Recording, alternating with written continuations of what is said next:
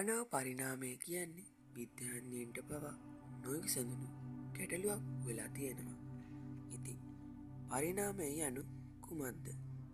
මානව පරිණාමය සිදු වූයේ කෙසේද? ඒවගේම ඇයි පරිණාමයේදී අනික් සතුන්ට වඩා වැඩි බුද්ධියක් හදිවුණක් මිනිසා ලැබුවේ කියන දේවල් ගැන අද මේ විඩියෙන් කතා බහ. ඉතින් මේ වීඩියෝ එකේ අවසානයේ තෙක්ම අපිත් එක්කම රැඳලා ඉන්න.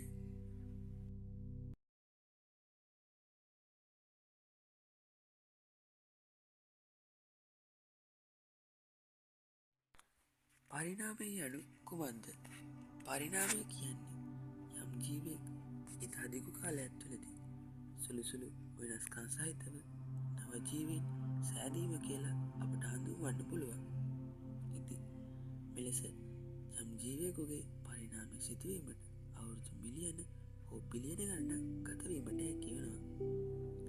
මිනිස් පරිණාමය සිදුවිය කෙසේද? මිනිස් පරිණාමය සිදුවීමටද අවුරුදු මිලියන 4ක පමණ කාලයක් ගත වී තිබෙනවා. ඉතින් වානරයාගෙන් පටන්ගත් මේ පරිණාමය අවුරුදු මිලියන 4කට පෙර ජීවත් වූ පළමුවෙන් ඇවිත් ඔස්ට්‍රලෝපිතිකස්ගෙන්ද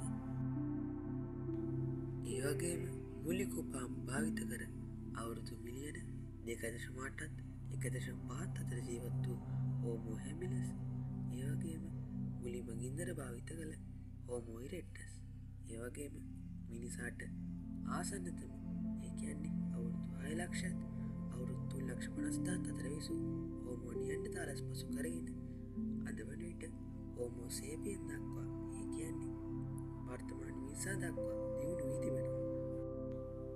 මිනිසා පරිණාමයේදී අනෙක් සතුන්ට වඩා වැඩි දියුණුවක් හා වැඩි බුද්ධියක් ලබා ගත්තේ කෙසේද?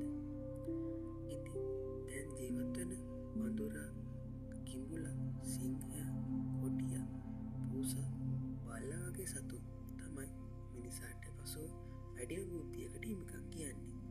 ඉතින් ඒ වුණාට මේගොල්ලන්ට වඩා ගොඩාක් බුද්ධියක් නැත්නම් දියුණුවක් මිනිසා ලබාගෙන තියෙනවා.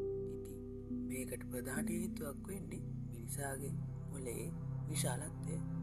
ඉතින් ඒ වුණාට නිල්තල් මසාවෙන් සතුන්ගේ මොළය මිනිසාගේ මොළයට වඩා විශාලත්වයක් ගන්නවා. ඉතින් ඇත්තටම මේ කියවෙන්නේ මිනිසාගේ මොළය ශරීරයට සාපේක්ෂව විශාල වීමයි.